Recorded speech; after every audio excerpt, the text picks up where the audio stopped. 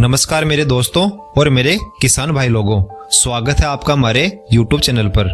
Video शुरू करने से पहले आपसे हमारी विनती है कि आप संपूर्ण जानकारी प्राप्त करने के लिए वीडियो को पूरा देखें और लाइक जरूर करें और साथ ही चैनल को भी सब्सक्राइब जरूर करें और साथ में बेल आइकन भी प्रेस कर लें ताकि आगे आने वाली वीडियो का नोटिफिकेशन सबसे पहले आप तक पहुंच सके। तो चलो दोस्तों वीडियो को शुरू करते हैं। चलो दोस्तों वीडियो में बात करते हैं कि हमारे जो भी पालतू पशु है उनका सामान्य स्थिति में शारीरिक तापमान क्या होता है, क्योंकि अगर कभी कोई भी पशु बीमार होता है तो उसका सबसे पहले यह शारीरिक तापमान ही प्रभावित होता है, या फिर कभी कभार यह तापमान नॉर्मल रहता है लेकिन पशु बीमार रहता है। तो जब ऐसी स्थिति हो जाती है तो हमें पशु का नॉर्मल अवस्था में शारीरिक तापमान के बारे में जानकारी रहना बहुत ही आवश्यक होता है, ताकि हमारे द्वारा बीमार पशु का इलाज सही हो सके, क्योंकि अधिकतर बीमारियों में यह तापमान काफी मायने रखता है। तो चलिए जानते हैं पशुओं के नॉर्मल अवस्था में तापमान के बारे में। एक बात ध्यान में रखना, वैसे तो यह तापमान हमारे लिए फ़ारेनहाइट में ही जानना जरूरी होता है, क्योंकि हम हमारे फील्ड में सबसे ज्यादा इसे ही काम में लेते हैं, लेकिन फिर भी हम डिग्री फ़ारेनहाइट के साथ में सेंटीग्रेड को भी ऐड कर रहे हैं ताकि आपको समझने में आसानी हो। तो चलो सबसे पहले हम बड़े पशु को लेते हैं। सबसे पहले काऊ का तापमान होता है 101.5 डिग्री फ़ारेनहाइट। आगे है बफेलो का शारीरिक तापमान होता है 101 डिग्री फ़ारेनहाइट। इनके अंदर छोटे पशु भी आ जाते हैं। अगला लेते हैं हॉर्स का तापमान होता है 100.5 डिग्री फ़ारेनहाइट। कैमल का तापमान होता है 97.4 से 99.5 डिग्री फ़ारेनहाइट। ऑलमोस्ट बोले तो 99.5 डिग्री फ़ारेनहाइट होता है। अब ले लेते हैं छोटे जानवरों को। सिप का तापमान है 102 डिग्री फ़ारेनहाइट।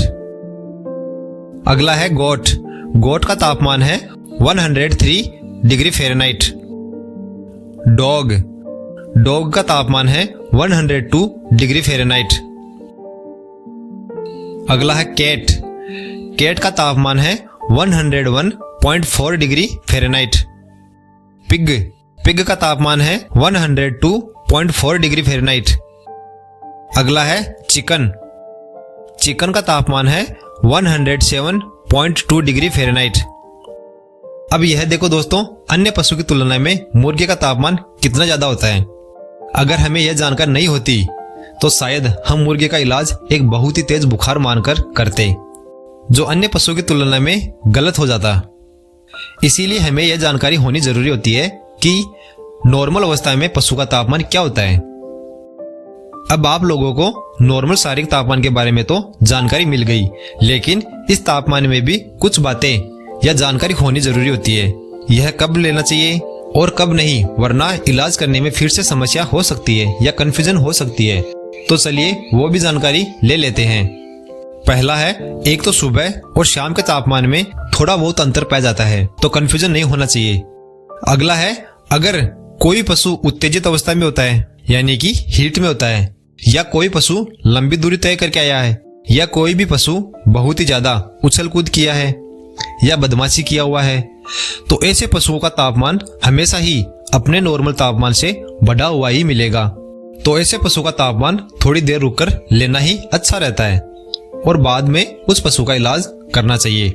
इन बातों का भी ध्यान रखना जरूरी है।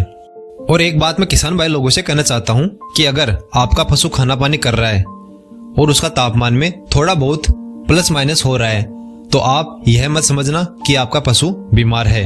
धन्यवाद दोस्तों, इस वीडियो में बस इतना ही। अगली वीडियो में बात करेंगे कि यह तापमान लेते कैसे हैं और कौन सा उपकरण काम में लेते हैं।